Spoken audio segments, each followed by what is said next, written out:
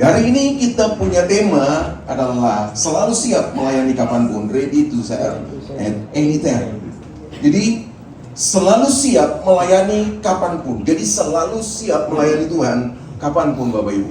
Itu yang harus ada dalam pemikiran kita, bahwa melayani Tuhan itu bukan di gereja saja, bukan di mimbar saja. Nah, kadang-kadang orang berpikir bahwa melayani Tuhan itu di gereja, orang berpikir bahwa melayani Tuhan itu di atas mimbar. Orang berpikir bahwa melayani Tuhan harus jadi song leader. Orang berpikir bahwa melayani Tuhan tuh harus ada jadi asal. Orang berpikir bahwa melayani Tuhan itu pemain musik. Orang berpikir bahwa melayani Tuhan itu adalah pengkhotbah seperti saya. Enggak, bukan itu aja. Memang kita sedang melayani Tuhan. Tapi dengar, Bapak Ibu pun di sini melayani Tuhan. Ya, setuju katakan amin? Amin. Iya dong. Bapak Ibu datang di sini menyembah Tuhan itu melayani Tuhan. Bapak Ibu menyempatkan waktu untuk Tuhan, itu pelayanan terbaik bagi Tuhan. Karena banyak orang nggak punya waktu bagi Tuhan. Betul kan? Banyak orang nggak punya waktu bagi Tuhan. Itu jadi persoalan besar bagi anak-anak Tuhan hari ini. Ada sibuklah sana sinilah, enggak. Kita harus sempatkan waktu bagi Tuhan. Bahkan setiap pekerjaan kita harus berikan itu sebagai penghormatan kita, penyembahan kita bagi Tuhan. Jadi butuh hati yang tahu, hati yang ngerti, pola pikir yang berubah, bahwa pekerjaan, bisnis, keluarga, mau apa yang kau lakukan itu sebagai penyembahan di hadapan Tuhan. Kan cuma butuh itu bagi kita. Jadi jangan lagi ada orang yang bilang ini nggak punya waktu. Semua kita punya waktu bagi Tuhan. Amin. Untuk menyembah Dia, untuk memuji Dia. Haleluya. Anda lihat, saudara memanjakan istrimu, istrimu memanjakan suamimu, itu pelayanan bagi Tuhan. Setuju tekan amin? Suami mengerti istri, istri mengerti suami, itu pelayanan bagi Tuhan. Itu penyembahan bagi Tuhan. Jadi jangan main-main ketika kita bicara bahwa, wow, saya nggak punya waktu bagi Tuhan. Bohong kan? Sekarang ini, pola pikir kita yang harus kita ubah, bahwa setiap gerakan kita, semua apa yang kita kerjakan, apa yang kita lakukan, itu semua penyembahan kita kepada Tuhan. Amin. Jadi kita harus siap melayani Tuhan kapanpun. Sedang berhadapan dengan orang-orang yang iri dengan kita, yang hatinya culas dengan kita. Nah, gimana tanggapan kita? Kalau kamu melayani Tuhan, kamu akan tanggapi dia dengan memberkati dia. Betul kan? Tidak lagi menjatuhkan dia. Enggak lah, dia itu biasa begitu, hatinya busuk. Nah, kita tidak menyembah Tuhan, tapi kita sedang menyembah iblis. Betul nggak? Kita sedang menyembah di luar Tuhan. Nah, kita tahu gini, kan cuma dua kekuatan yang ada di dunia ini. Satu kekuatan Tuhan dan satu kekuatan jahat. Kalau kamu tidak buat untuk yang baik, kalau kamu tidak buat untuk Tuhan, pasti kamu buat untuk yang jahat. Nah, berapa banyak kita, termasuk saya, yang kita melakukan itu setiap hari. Halo? Itu kan tanpa sadar kita melakukan itu setiap hari.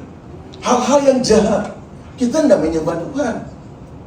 Bahkan kita sedang mengagungkan kegelapan. Kita sedang mengagungkan setan. Kita sedang meninggikan iblis. Dengan apa? Dengan gaya hidup kita yang gak benar. Dengan pola pikir kita yang salah, dengan respon kita yang salah. Mungkin saja terhadap orang-orang yang membenci kita. Mungkin saja kepada orang-orang yang bersalah terhadap kita. Ya, mereka bersalah, itu urusan mereka dengan Tuhan. Tapi urusan kamu dengan Tuhan, kamu yang tahu kebenaran, kamu harus tetap baik dengan dia. Kamu harus hidup benar dengan dia. Kamu harus memberkati dia. Setuju katakan amin? Amin.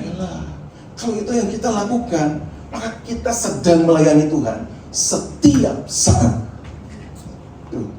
Setiap saat kita sedang melayani Tuhan. Yang setuju katakan amin. Ya. Nah, ini kita dipanggil dalam pelayanan untuk memiliki hati seperti Kristus, yaitu motivasi tulus tanpa pamrih, tidak terbatas waktu atau kondisi, dan menjadikan pelayan sebagai gaya hidup. Bilang sama-sama dengan saya, gaya hidup. Gaya hidup.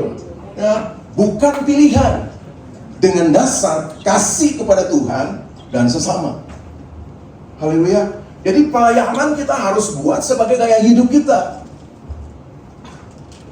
Ada orang yang Ya, ada yang bukan pilihan untuk kita melayani. Itu bukan pilihan, tapi itu gaya hidup kita. Nah, kalau gaya hidup, berarti setiap saat, apapun yang kamu kerjakan, apapun yang kamu buat, dimanapun kamu berada, kamu harus melayani Tuhan. Karena itu gaya hidup. Haleluya. Itu bukan pilihan kita. Yang setuju katakan amin. Ya. Yesus punya gaya hidup melayani setiap hari. Dia nggak melayani itu. Ya mungkin gaya tidur juga dia melayani itu. Ya. Setiap hari, setiap saat dia melayani. Dia melayani Bapaknya. Nah, bagaimana kita, anak-anak Tuhan yang sudah ditebus oleh Dia, gaya hidup kita seperti apa? Apakah melayani Tuhan, atau kita menjauh dari Tuhan, atau melayani diri kita sendiri, atau mengagungkan diri kita sendiri? Itu persoalan besar. Itu yang sekarang terjadi bagi anak-anak Tuhan hari-hari ini. Kita kaya, kita tepuk dada, itu gua loh. Ya, sombong, angkuh. Enggak. Kita pintar, kita bilang kita hebat. Padahal kita tahu, kita bilang gini, sumber berkat itu datang dari Tuhan. Pengetahuan itu datang dari Tuhan. Amin. Ya. Kamu mau sombong apa? Kalau Tuhan tinggal ambil aja, beres kan? Oke lah, kalau Tuhan nggak mau ambil harta, lalu Tuhan ambil kamu aja pulang. Terus apa yang jadi? Amin Bapak Ibu. Makanya jangan sombong, jangan angkuh. Kita harus tahu bahwa anytime, setiap saat, kapanpun, kita harus melayani Dia, Raja di atas segala raja. Haleluya. Karena kita ditebus untuk itu. Kita diciptakan bagi Dia, diciptakan di dunia ini untuk Dia, untuk mempermuliakan Dia, untuk meninggikan Dia. Amin. Gitu. Jadi kadang-kadang kita berpikir, ya sudahlah, mau-maunya gua. Enggak. Di dalam Tuhan kita punya aturan jelas. Aturan itu Bible, aturan itu Alkitab, aturan itu firman Tuhan yang harus kita ikutin setiap hari. Nah, bagaimana mau ikutin kalau nggak baca? Halo?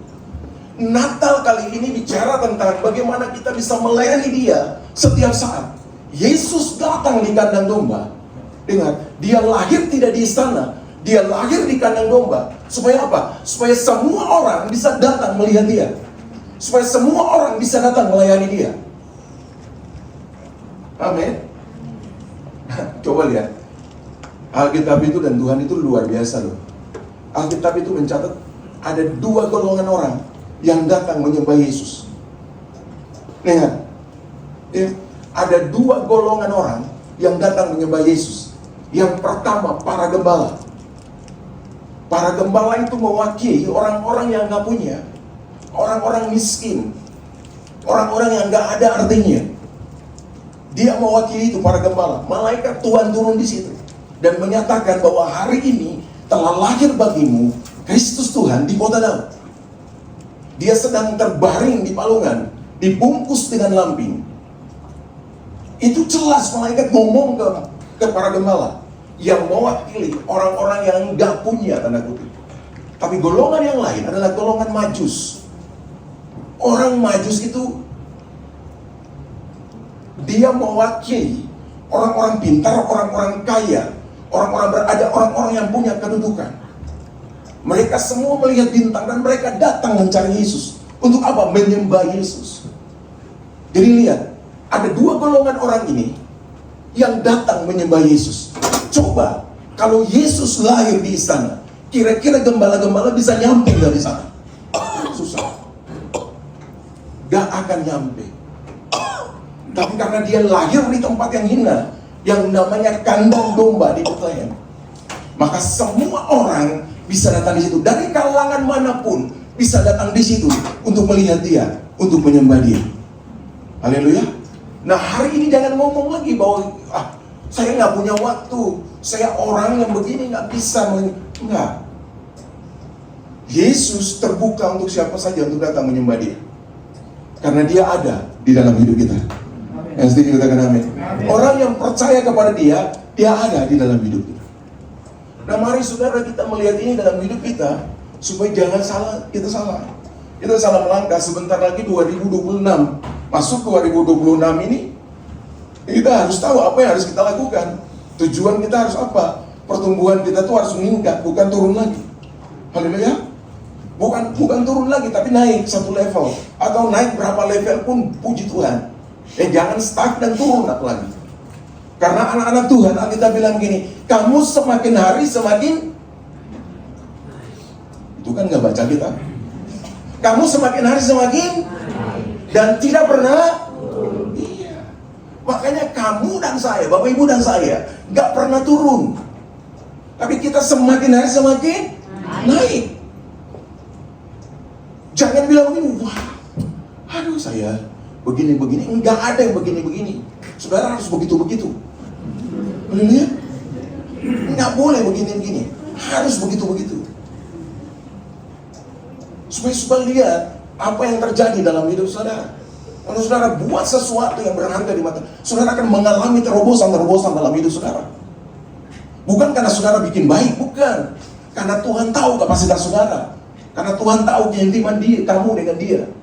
Dia senang memberikan sesuatu bagi orang-orang yang dekat dengan Dia. Dengan baik, orang-orang yang dekat dengan Dia, orang-orang yang intim dengan Dia. Sama dengan kita kan. Kita lebih percaya kepada orang-orang yang dekat dengan kita. Kita tidak percaya dengan orang-orang yang mungkin 1 tahun baru ketemu. Kita enggak. Ya, kalau orang yang setiap hari kita ketemu, kita percaya dia, pasti kita akan berikan tanggung jawab kepada dia. Amin. Beda dengan orang setahun sekali datang, lalu kita, ayolah nanti gue kasih. Nggak bisa. Nah Tuhan kita pun demikian. Bukan berarti dia tidak baik, bukan. Dia tetap mengasihi saudara dan saya. Dia tetap memberkati kita. Tapi mau lebih baik dari itu, saudara dan saya harus tetap intim, tetap dekat dengan dia. Supaya saudara dan saya akan mengalami terobosan-terobosan yang kita inginkan dalam hidup kita dan Tuhan sudah sediakan dalam hidupmu. Amin, Bapak Ibu. Gitu. Ngerti nggak? Jangan dia saya gitu, tapi nggak ngerti. Harus ngerti. Amin. Lakukan kebenaran. Nah, panggilan melayani itu adalah teladan Kristus. Kita harus balik lagi ke dasar. Yesus sebagai teladan kita dalam pelayanan. Yang pertama itu Yesus datang untuk melayani. Yesus datang ke dunia bukan untuk apa? Dilayani, tetapi untuk melayani. Dan gak itu aja. Dalam pelayanannya, dia memberikan seluruh hidup dia. Dia memberikan nyawanya untuk tebusan bagi orang-orang yang dia layani. Coba lihat. Kita cuma apa? Waktu saja. Kita tidak mau. Luangkan waktu kita, berkorban waktu kita sedikit aja kita tidak mau. Berkorban harta uang kita sedikit aja kita tidak mau. Yesus jangankan harta, jangankan uang, diri dia, nyawa dia, dia berikan bagi kita. Makanya teladan kita cuma satu, Yesus. Nggak ada yang lain. Amin, saudara. Nah, kalau dia sudah berikan nyawanya bagi tebusan sebagai pelayanan yang hidup, makanya kita juga harus melayani kapanpun kita ada. Kita harus melayani Tuhan. Nah, Natal kali ini pola pikir kita harus berubah. Dalam pelayanan kita, saudara lagi apa? Saudara lagi laundry pakaian, saudara sedang melayani Tuhan. Walaupun hujan gede, pakaian kadang-kadang nggak kering kan? Tadi Bu Santi ya. Tapi percayalah, Tuhan kita itu dahsyat dan ajaib. Dia bisa buat segala sesuatu sehingga kita bisa melaluinya itu dengan baik. Amin. Amin, saudara. Amin. Saudara lagi makan, masak di rumah, saudara lagi bermain dengan anak saudara, saudara lagi apa saja, saudara lakukan sebagai penyembahan kepada Dia.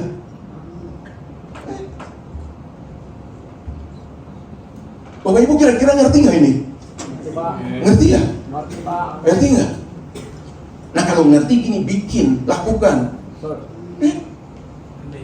Supaya kita akan lihat terobosan-terobosan di dalam kehidupan kita.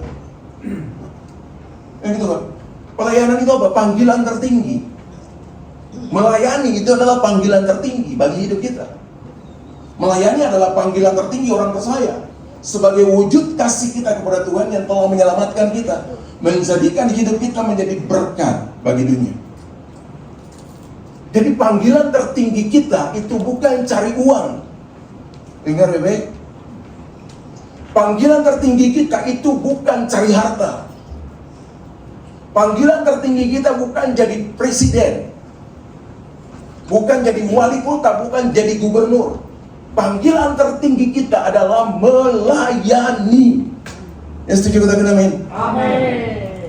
Jadi kalau orang melayani, dia mau jadi presiden ke, dia mau jadi wali kota ke, dia mau jadi gubernur ke, pola pikirnya berubah dulu. Pola pikirnya berubah dulu, bahwa semua yang jabatan yang dia dapat, dia harus pakai untuk melayani Tuhan. Gitu.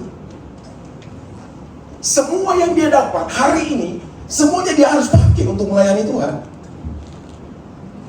Karena itu panggilan tertinggi kita. Gak ada yang lain lagi, saudara. Gak ada yang lain di yang lebih tinggi dari itu, gak ada. Hanya melayani. Kenapa demikian? Karena Yesus terlebih dahulu melakukan itu bagi kita. Coba kalau dia nggak melayani kita, kira-kira kita selamat gak? Enggak.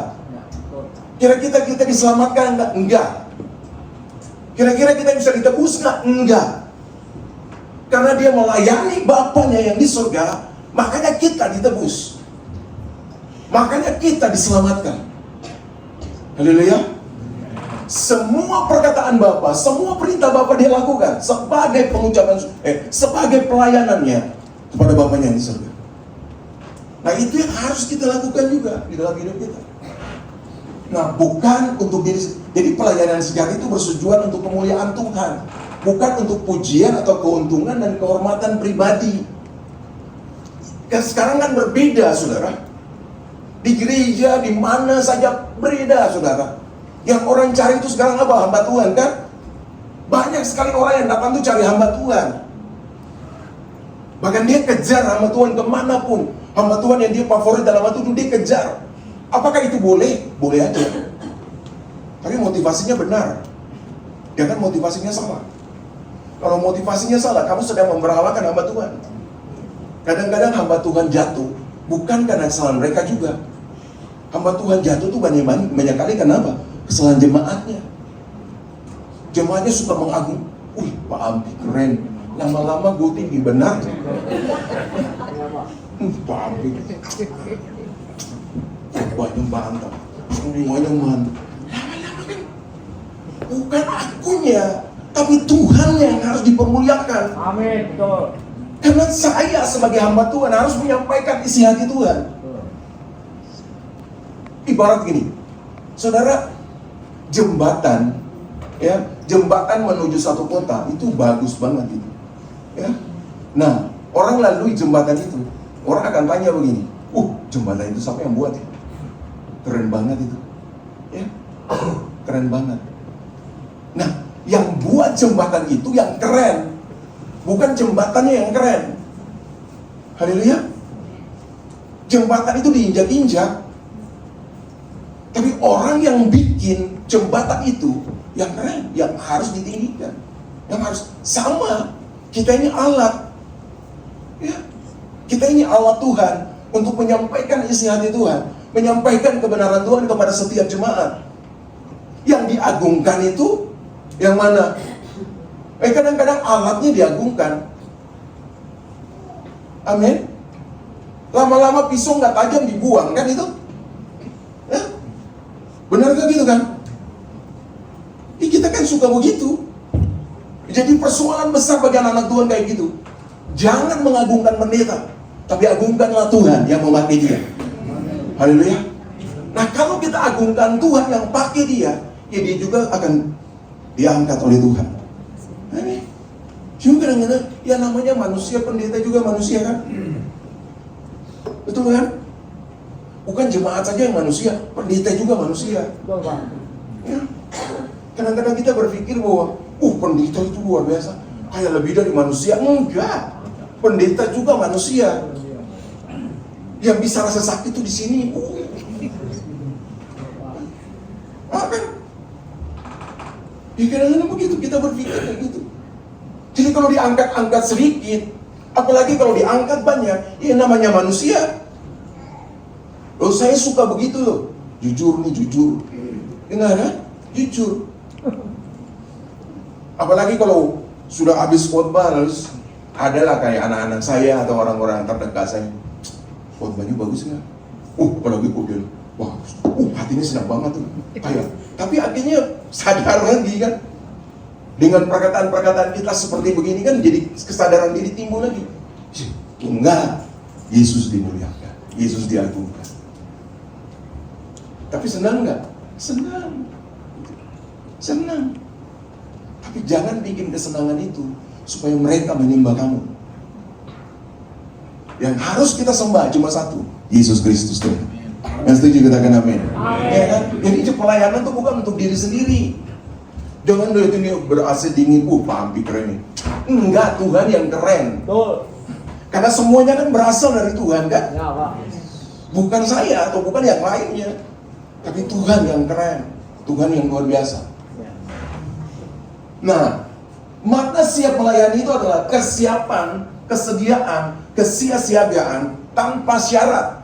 Artinya, kita siap melakukan kehendak Allah kapanpun, dimanapun, dalam situasi apapun, bukan hanya saat keadaan dan atau situasi aman dan nyaman saja.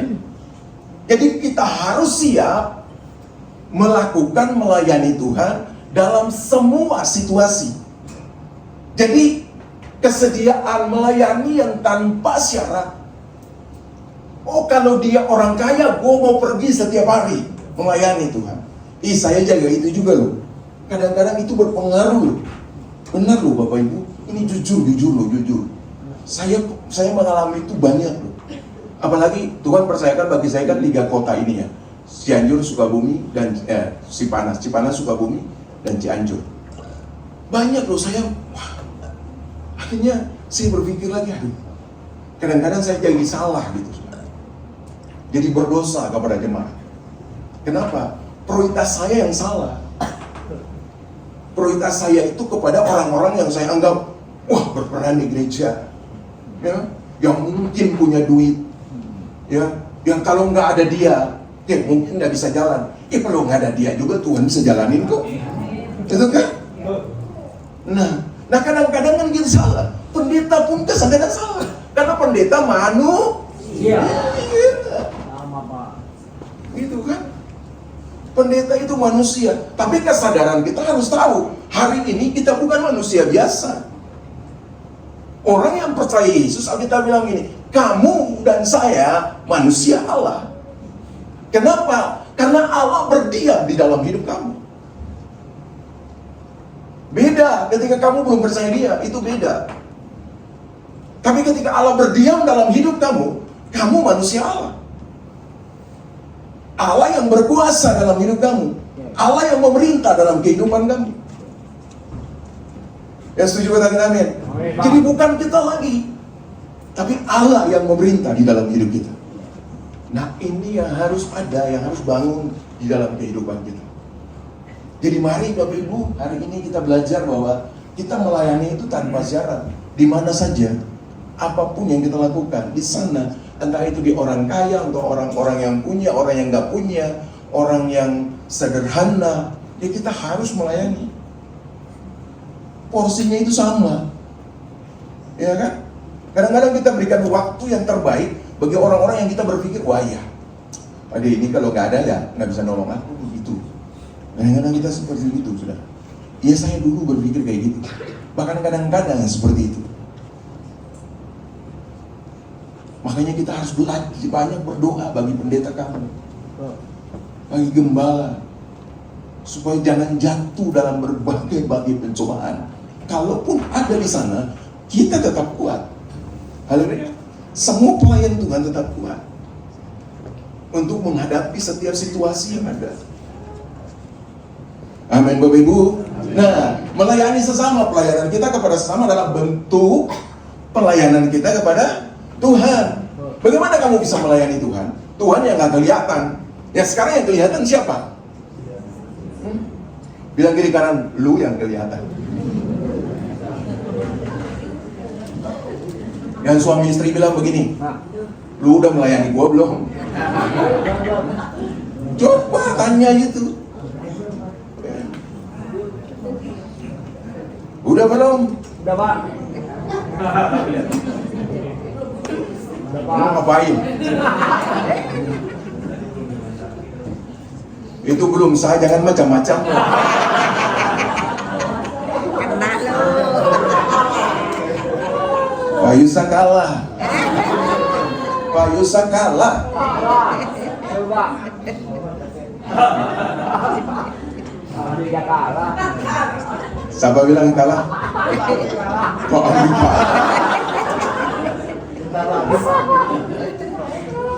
Ya. Kalah atau menang itu tergantung Tuhan. Betul. Ya. Bukan tergantung manusia. Coba. Ya.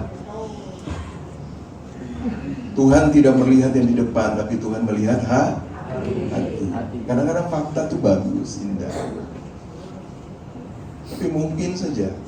Tapi ini pastilah Pak Kakek ya. Tapi ini saya kasih. Bisa aja. Tuhan kasih rancangan yang lebih indah dari itu. Kan gitu ya. Kita sudah pastikan nih gini. Ya. Bisa ya Tuhan punya rencana lain bagi kita.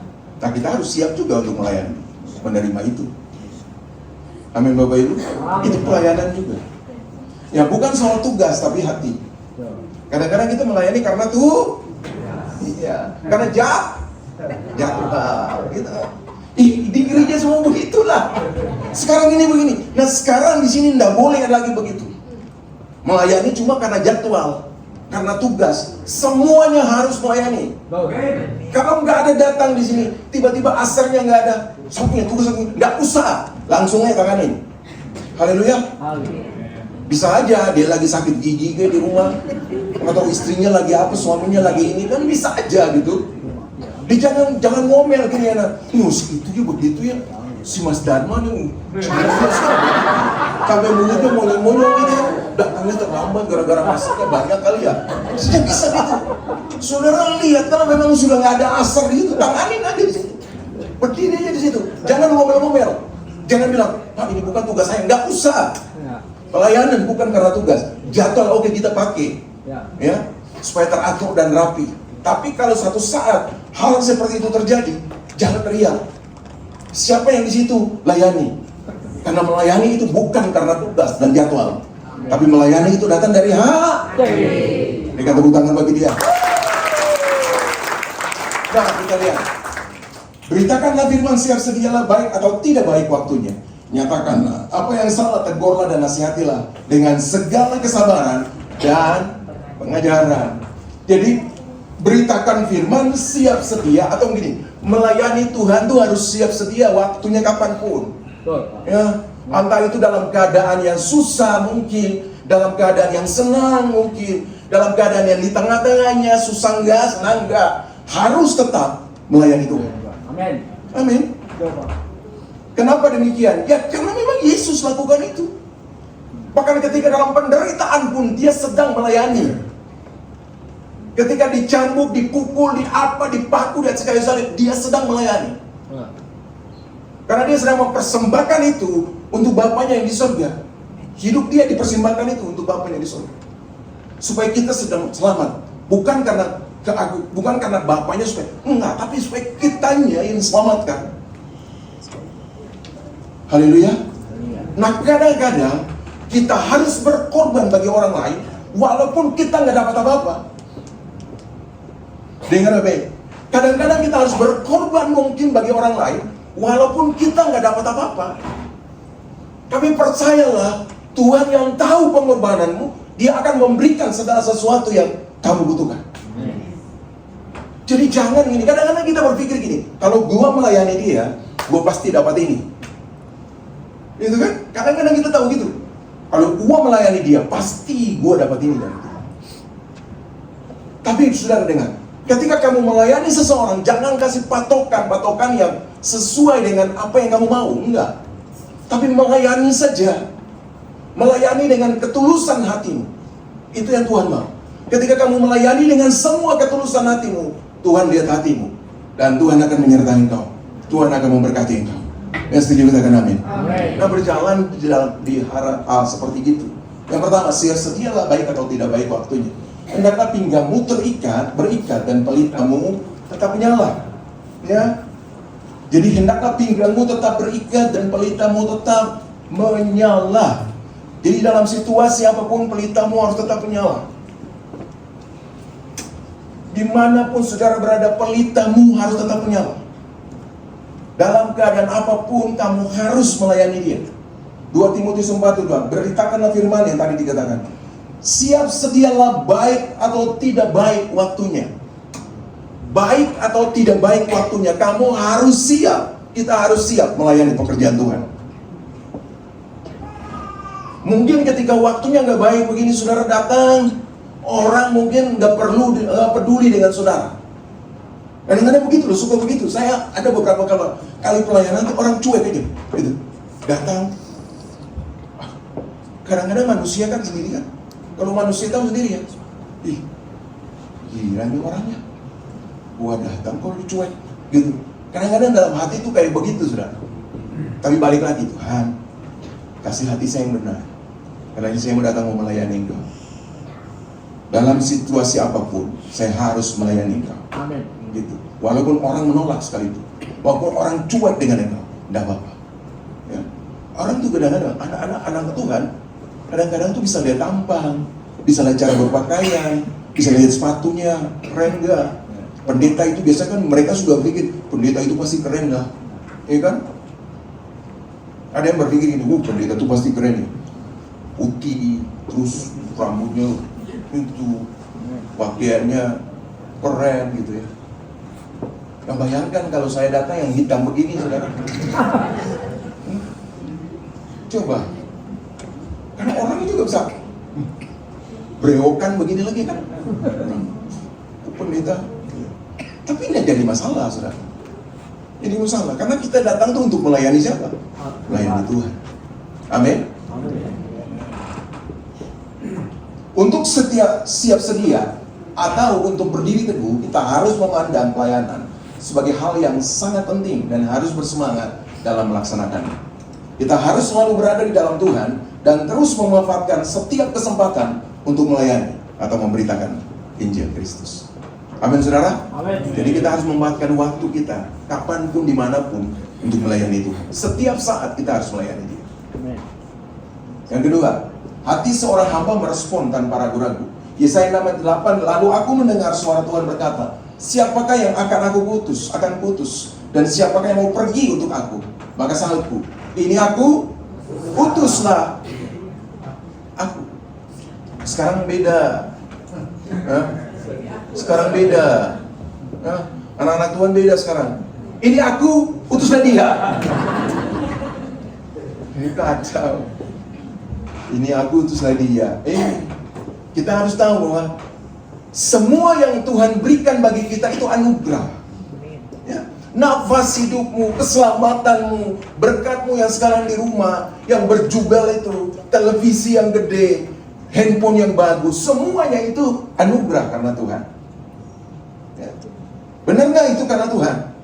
Usaha bisnismu yang jalan lancar, semuanya karena Tuhan, bukan karena kamu. Haleluya. Nah, kamu harus bikin apa untuk Tuhan? Melayani Dia. Haleluya. Melayani Dia. Makanya kita harus respon tanpa ragu-ragu. Kenapa? Karena kita sudah diberkati oleh Tuhan. Karena kita sudah dikuatkan oleh Tuhan. Karena kita hari ini sudah dipelihara oleh Tuhan. Diselamatkan oleh Tuhan. Makanya respon. Jangan bilang, ini aku utus dia. Jangan. Ini aku utus dia. Enggak. Ini aku. Utus aku Tuhan. Haleluya. Bilang kiri kanan sama saya. 1, 2, 3. Ini aku.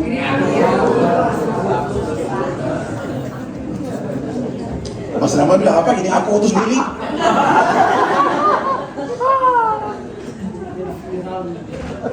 Ini aku. Utus aku. Jangan tunjuk yang di sebelah ya kakek. Ini aku terus utus dia gitu. Enggak. Bersiap untuk melayani kapan saja bagi orang-orang berhati hamba bukanlah tentang menunggu momennya yang sempurna, tetapi tentang menjalani setiap momen sebagai kesempatan untuk mencerminkan kasih Tuhan. Yang setuju katakan amin. Amin. Jadi dia tidak menunggu momen yang tertentu. Kadang-kadang kan kita suka gitu. Oh, tunggulah momen yang terbaik dulu baru saya bisa melayani. Enggak. Ya. Pakai semua momen untuk melayani Tuhan. Amin. Untuk melayani Dia. Seperti lampu yang terus menyala sepanjang malam. Kesiapan kita bersinar di dunia yang seringkali berjalan di dalam kegelapan. Ya. Jadi kita harus terus menyala. Nggak pakai momen-momen, enggak. Kalau pakai momen nanti kegelapan bisa menutupi hidup kita. Gitu kan? Jadi setiap hari itu bisa bernyala supaya kegelapan itu hilang. Nah bayangkan kalau 1 menit saja kamu matiin lampumu, dengar loh, kuasa kegelapan itu dia cari peluangnya luar biasa.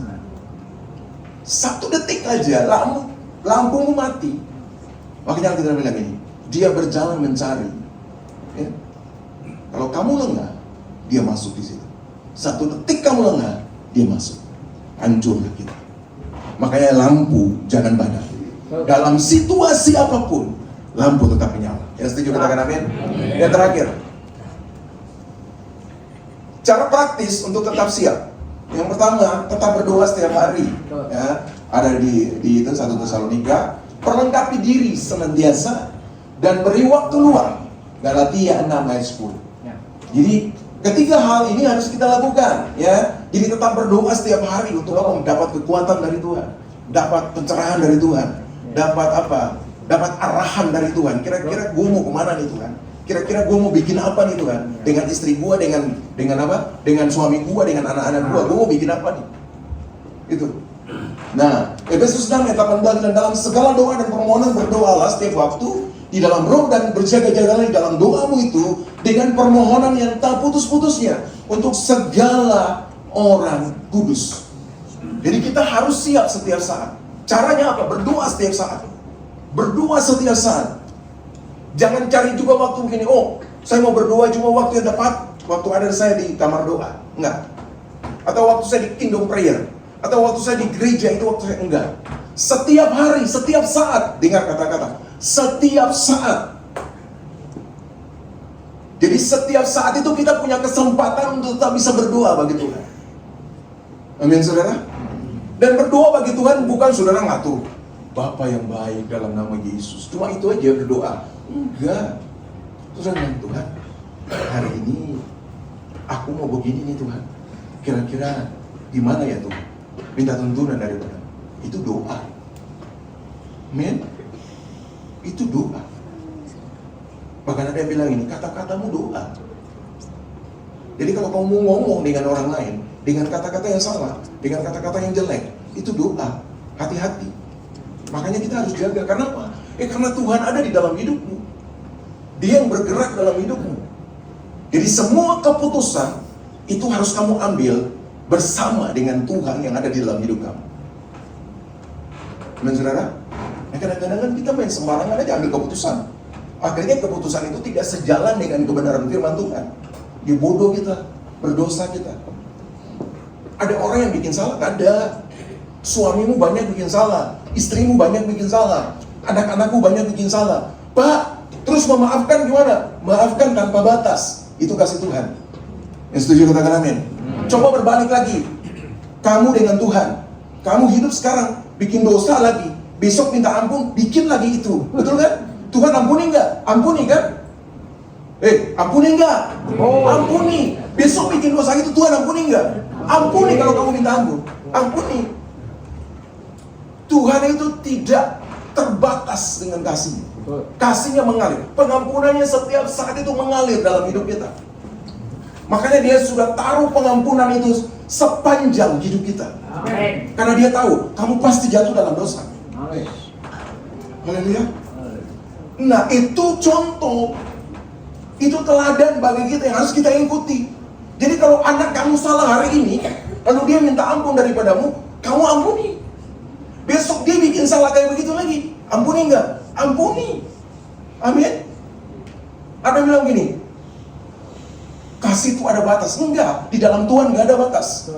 Pengampunan itu ada batas. Enggak ada batas pengampunan di dalam Tuhan. Setuju katakan amin? Amin. Kalau saudara bertentangan dengan apa yang saya katakan, berarti saudara bertentangan dengan Tuhan.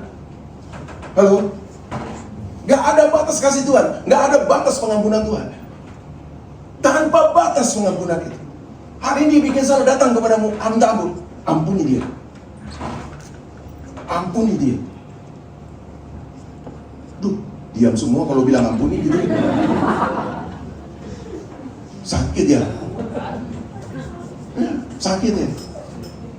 Saudara harus lakukan itu. Berapa kali pun dia datang, bahkan ribuan kali, maka Tuhan bilang begini, 70 kali 7 kali. Ingat baik-baik, 70 kali 7 kali. Ini cuma 3 kali aja kamu sudah rasa, sudah cukup, nggak mau lagi. Enggak gitu. 70 kali 7 kali kamu harus mengampuni dia.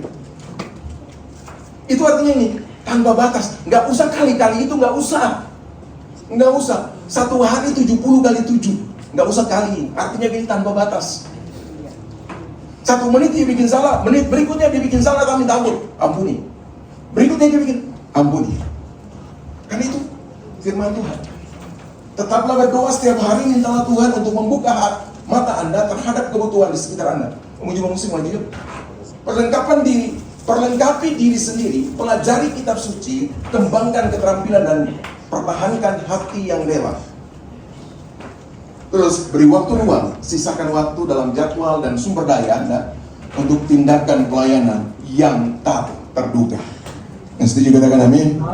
Jadi saudara harus lakukan ini dalam hidup saudara. Tetap berdoa, perlengkapi diri saudara, dan beri waktu bagi Tuhan untuk dia bekerja dalam hidupmu.